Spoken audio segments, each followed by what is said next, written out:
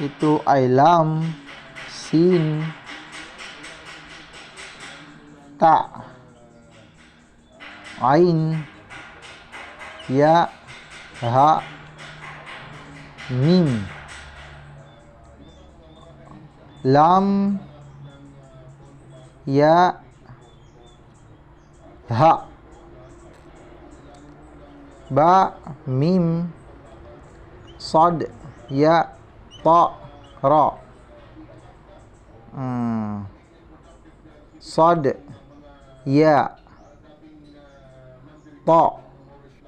Yan ay ba. Yan, ganito yan ha. May ganyan. Tapos ganyan.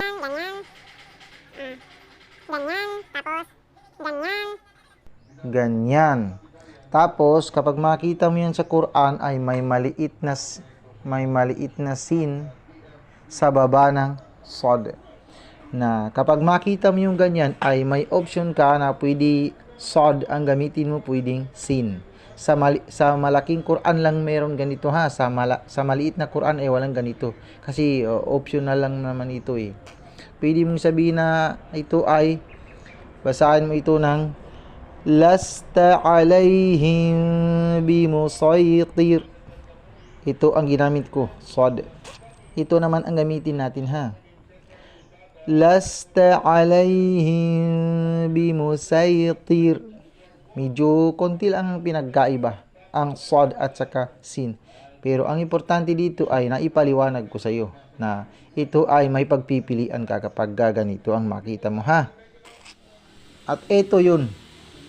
Ito yung kasama niya. Ito yun. Ito yung sabi ko na sin na maliit yan. Lasta alayhim bimusaytir. Ito ay wasyamsi waduhaha. Nasabi ko na ito sa unang part, kaya hindi na ako mag-spelling dito ha.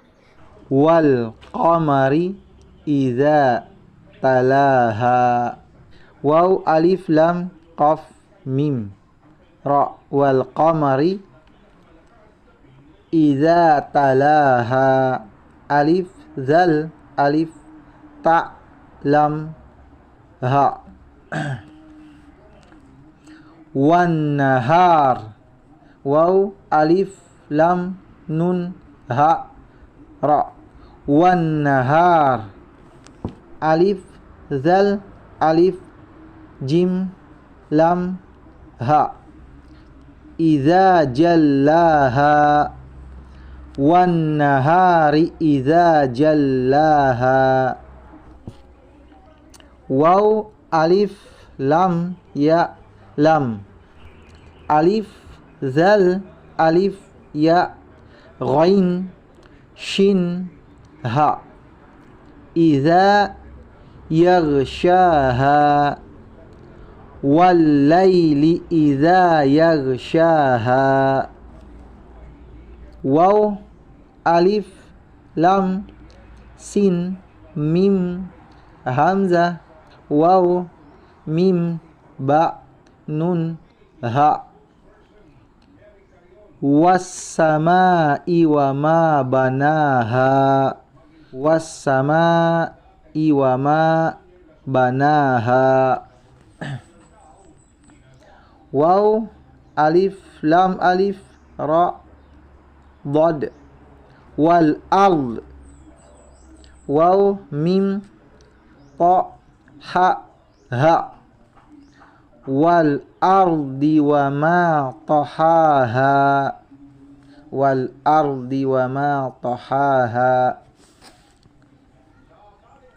Waw, nun, fa, sin. Wa nafsi wa ma sawaha. Yan, waw, mim, sin, waw, ha. Wa nafsi wa ma sawaha. Fa, alif, lam, ha, mim, ha, fa, jim, waw, ra, ha. Fa alhama ha fujuraha. Yan, waw, ta, qaf, waw, ha. Wa taqwaha, fa'alhamaha fujuraha wa taqwaha. Para klarong-klaro ba? Mabagal na masyado yan. Qad, qaf at saka dal. Alif, fa, lam, ha. Qad aflaha man zakkaha. Mim, nun, zay, kaf, ha. Ito yung halimbawa ito ng nasa part 12 na itinuro ko. Nun na bumangga sa zay. Qad aflaha man zakkaha. Yan. Waw, qaf, dal. Waqad. Pag mong sabihin na waqad, kailangan waqad. Kha, ba, mim, nun, dal, sin, ha. Waqad khaba man dassaha. Halimbawa rin ito ng dun sa part 12, itinuro ko. Nun na bumaga sa dal. Yan. Waqad khaba man dassaha.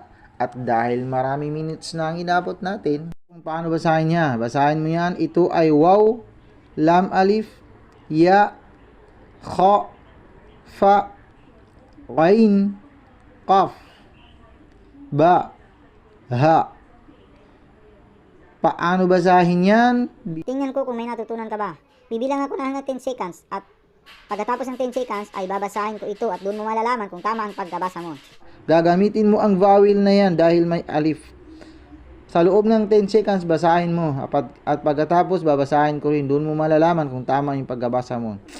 1, 2, 3, 4, 5, 6, 7, 8, 9, 10.